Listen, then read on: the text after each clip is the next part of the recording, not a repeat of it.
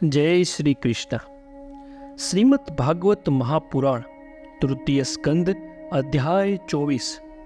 કપિલ દેવનો જન્મ અને કર્દમ મુનિનો સંન્યાસ. મૈત્રેય બોલ્યા, એમ ખેતપૂર્વક બોલતી મનુની ઉત્તમ ગુણોવાળી પુત્રી દેવહૂતિને ભગવાનનું વચન યાદ કરતા દયાળુ મુનિ કર્દમ કહેવા લાગ્યા. ઋષિ બોલ્યા, હે અનિત રાજપુત્રી, તું આમ તારા આત્માને ઉદ્દેશી ખેદ કરમાં, કેમ કે અવિનાશી ભગવાન પોતે થોડા સમયમાં તારા ગર્ભમાં આવશે. તું પતિવ્રત ધારનારી છે, તારું કલ્યાણ થાવ. તું ઇન્દ્રિયોનો સંયમ કરી સર્વ ધર્મનું આચરણ કરી તપથી તથા ધનના દાન કરી શ્રદ્ધાપૂર્વક ઈશ્વરને જ ભજ. ભગવાનનું તું આરાધન કરીશ એટલે તે ભગવાન તારા પુત્ર રૂપે અવતરશે અને મારા યશનો વિસ્તાર કરી તેને બ્રહ્મ જ્ઞાનનો ઉપદેશ આપી તારા હૃદયની અહંકાર રૂપ ગાંઠને આપશે. મૈત્રેય બોલ્યા, દેવહૂતિ પણ પ્રજાપતિ કર્દમના એ ઉપદેશ પર ઘણા જ માનથી વિશ્વાસ કરી સર્વના ગુરુ નિર્વિકાર પરમાત્માનું ભજન કરવા લાગી. પછી કેટલો કાળ ગયો એટલે મધુસૂદન ભગવાન કર્દમ ઋષિના વીર્યમાં આવી લાકડામાં અગ્નિની પેટે દેવહૂતિ વિશે ઉત્પન્ન થયા. તે સમયે આકાશમાં દેવતાઓ વાજિંત્રો વગાડવા લાગ્યા, વરસતા મેઘોએ ગર્જના કરી, ગંધર્વો ગાવા લાગ્યા અને અપ્સરાઓ હર્ષથી નાચવા લાગી. આકાશમાંથી દેવોએ કરેલી દિવ્ય પુષ્પવૃષ્ટિ થવા લાગી. દિશાઓ પ્રસન્ન થઈ, સર્વ જળાશયો નિર્મળ થયા અને પ્રાણી માત્રના મન આનંદ પામ્યા. તે વેળા સ્વયંભૂ બ્રહ્મા મરીચી વગેરે ઋષિઓ સાથે સરસ્વતી નદી ઉપરના કર્દમ ઋષિના આશ્રમમાં આવ્યા. હે શત્રુ હરતા વિદુરજી, સ્વતઃ સિદ્ધ જ્ઞાનવાળા બ્રહ્મા જાણતા હતા કે પરબ્રહ્મ ભગવાન પોતે અંશ વડે સત્વગુણનો આશ્રય કરી સાંખ્ય શાસ્ત્રોનો ઉપદેશ કરવા અવતર્યા છે. તેથી બ્રહ્માએ ભગવાનની તે કર્તવ્ય ઈચ્છાને શુદ્ધ હૃદયથી માન આપી અત્યંત હર્ષ પામતી ઇન્દ્રિયોથી યુક્ત થઈ કર્દમ ઋષિને આ પ્રમાણે કહ્યું. બ્રહ્મા બોલ્યા, હે તાત, તે મારી નિષ્કપટ ભાવથી પૂજા કરી છે, કેમ કે હે પુત્ર, તે મારું વચન આદરપૂર્વક સ્વીકાર્યું છે. પુત્રોએ પિતાની આટલી સેવા કરવી જ જોઈએ કે પિતાના વચનને માનપૂર્વક બહુ સારું એમ કહી માનવું. હે સભ્ય વત્સ, સુંદર મધ્ય ભાગવાળી આ તારી પુત્રીઓ આ સર્વ જગતને પોતાના પ્રભાવોથી અનેક પ્રકારે વૃદ્ધિ પમાડશે.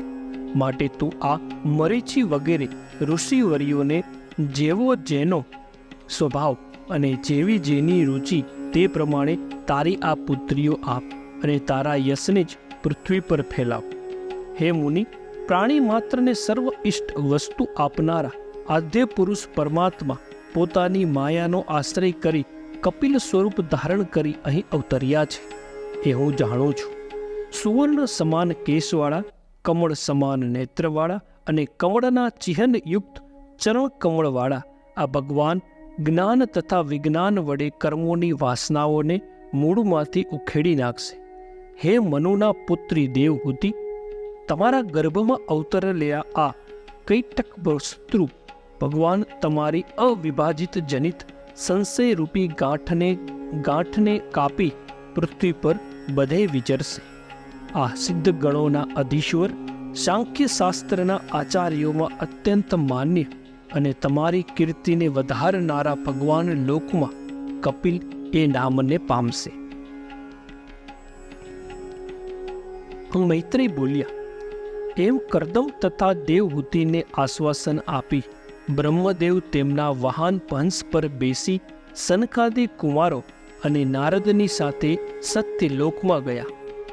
તે વિદુરજી બ્રહ્મદેવના ગયા પછી કર્દમે તેમની આજ્ઞા પ્રમાણે પોતાની પુત્રીઓ મરીચી આદિ પ્રજાપતિઓને પરણાવી. તેમાં મરીચીને કલા, અત્રિને અનુસયુવા, અંગીરાને શ્રદ્ધા, પુલસ્વને હવિભ્રુ, પુલહને તેમને યોગ્ય ગતિ, કર્તુને પરમ સાધ્વી ક્રિયા, ભૃગુને ખ્યાતિ, વશિષ્ઠને અરુહંતી અને અથર્વને શાંતિ નામની કન્યા આપી કે જેના વડે યજ્ઞ કર્મોનો વિસ્તાર કરવામાં આવે છે. એ પ્રમાણે તે શ્રેષ્ઠ બ્રાહ્મણોને વિવાહ કરી કર્દમે પત્નીઓ સહિત તેઓને સંતુષ્ટ કર્યા. હે વિદુરજી, પછી પરણેલા એ ઋષિઓ કર્દમની આજ્ઞા લઈ આનંદપૂર્વક પોતપોતાના આશ્રો તરફ ચાલી નીકળ્યા. કર્દમ દેવ શ્રેષ્ઠ શ્રી ભગવાન વિષ્ણુ ભગવાનને પોતાને ત્યાં અવતરેલા જાણી એકાંતમાં તેમની પાસે જઈ પ્રણામ કરી કહેવા લાગ્યા, અહો, પોતાના પાપોને લીધે નરકમાં રંધાતા પ્રાણીઓ ઉપર ઘણે કાળે દેવતાઓ પ્રસન્ન થાય છે. તેમજ સંન્યાસીઓ અનેક જન્મ વડે પક્વ થયેલા ભક્તિ યોગમાં ચિત્ત એકાગ્ર કરી એકાંત સ્થાનોમાં આપના જે ચરણના દર્શન કરવા પ્રયત્ન કરે છે તે જ ભગવાન અમારી હલકાઈ ન ગણી અમારા સંસારીઓને ઘેર આજે જન્મ્યા છે. કેમ કે આપ તો ભક્તોના પક્ષને પોષનારા છો. ભક્તોનું માન વધારનારા આપ ભગવાન પોતાનું વાક્ય સત્ય કરવા તથા જ્ઞાન સાધન સાંખ્ય શાસ્ત્રની રચના કરવાની ઈચ્છાથી મારે ઘેર અવતર્યા છે. હે ભગવાન, આપ પ્રાકૃત સ્વરૂપથી રહિત છો, છતાં આપ જે અલૌકિક ચતુર્ભુજ આદિ સ્વરૂપો ધરો છો તે યોગ્ય જ છે અને તે સ્વરૂપો મનુષ્ય જેવા હોય છે. તો પણ આપના ભક્તોને તો તે પણ ગમે જ છે. જેમની પાદપીઠ તત્વને જાણવા ઈચ્છતા મોટા મોટા વિદ્વાનોને પણ સદા વંદન કરવા યોગ્ય છે. અને જે ઐશ્વર્ય, વૈરાગ્ય, યશ, જ્ઞાન, વીર્ય તથા લક્ષ્મીથી પૂર્ણ છે તે આપને શરણે હું આવ્યો છું. આપ સર્વાંશે સ્વાધીન શક્તિવાળા છો. તેથી પરમેશ્વર પ્રકૃતિરૂપ તથા અધિષ્ઠાતા પુરુષ, મહત્તત્વ સ્વરૂપ, સર્વને વિકાર પમાડનાર કાળ સ્વરૂપ, અહંકાર રૂપ, લોકરૂપ અને લોકપાળો રૂપ છો. આપ વિશે આપની ચૈતન્ય શક્તિથી આ સર્વ પ્રપંચ લય પામે છે અને આપ સર્વજ્ઞ છો. છતાં અવતાર લેનારા તે આપ ભગવાન કપિલને હું શરણે આવ્યો છું.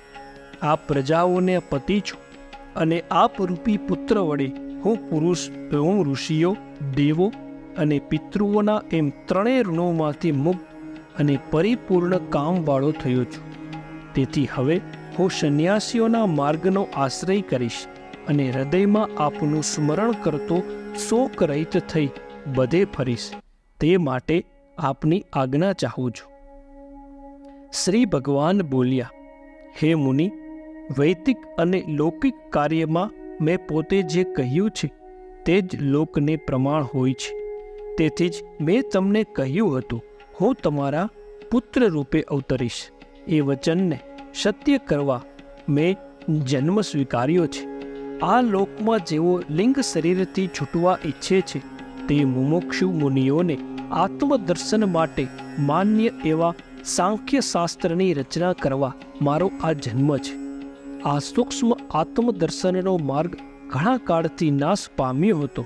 તેને ફરી ચાલુ કરવા મેં મારું આ શરીર પ્રગટ કર્યું છે. એમ તમે જાણો. હવે હું તમને જવાની રજા આપું છું. તમે તમારી ઈચ્છા અનુસાર ભલે જાઓ. તમારા સર્વ કર્મો મને સમર્પણ કરી દેજો અને મહાદુર્જય મૃત્યુની ચીતી મોક્ષ માટે મારું ભજન કરજો. પ્રાણી માત્રની હૃદય ગુફામાં રહેલા સ્વયં જ્યોતિદી આત્મ સ્વરૂપ મારું તમે પોતે તમારા પોતાના જ સ્વરૂપમાં દર્શન કરી શોક રહિત થશો અને મોક્ષ પદ પામશો. હું મારી માતાને સર્વ કર્મોના નાશ કરનારી આધ્યાત્મિક વિદ્યાનો ઉપદેશ કરીશ કે જેથી તે સંસારના ભયથી છૂટશે અને પરમાનંદ પામશે. મૈત્રેય બોલ્યા, કપિલદેવ એમ કહ્યું એટલે પ્રજાપતિ કર્દમ તેમને પ્રદક્ષિણા કરી પ્રસન્ન થઈ વનમાં ગયા. તેમણે મુનિઓનું અહિંસા વ્રત ધારણ કરી કેવળ આત્માનું શરણ લીધું અને સર્વનો સંગ છોડી અગ્નિહોત્ર તથા ઘરને પણ ત્યજી પૃથ્વી ઉપર ફરવા માંડ્યું. તેમજ કાર્યકારણથી પણ ગુણોના પ્રકાશક છતાં નિર્ગુણ અને કેવળ ભક્તિથી પ્રત્યક્ષ કરેલા પરબ્રહ્મ વિશે મન જોડી દઈ અહંકાર એટલે દેહાભિમાન છોડ્યું. સર્વ મમતાઓ, રાગદ્વેષ, શીતોસ્વ આદિ દ્વંદ્વો ત્યજ્યા. સર્વ સ્થળે સમદ્રષ્ટિ કરી ભેદ બુદ્ધિ છોડી અને કેવળ આત્માને જ બધે જોવા માંડ્યું. તેમની બુદ્ધિ શાંત અને વિક્ષેપથી રહિત થઈ ધૈર્યથી સર્વ ઇન્દ્રિયો તેમણે જીતી અને શાંત તરંગોવાળા સમુદ્રની પેટે તે અત્યંત શાંત થયા. તેમનું મન સર્વ જીવોના આત્મા વાસુદેવ ભગવાન વિશે પરમ ભક્તિભાવથી લીન થયું. તેથી સર્વ સંબંધોથી તે મુક્ત થયા. તેમણે પ્રાણી માત્રમાં રહેલા પોતાના આત્માના દર્શન કર્યા અને ભગવાન તથા પોતાને વિશે સર્વ પ્રાણીઓને જોયા. એમ તેમનું ચિત્ત રાગ દ્વેષથી રહિત, બધે સમભાવવાળું અને ભગવાનની ભક્તિથી યુક્ત થતા કર્દમ મુનિ ભગવાનની ગતિને પામ્યા. શ્રીમદ ભાગવત મહાપુરાણ તૃતીય સ્કંદ અધ્યાય 24 સમાપ્ત. જય શ્રી કૃષ્ણ.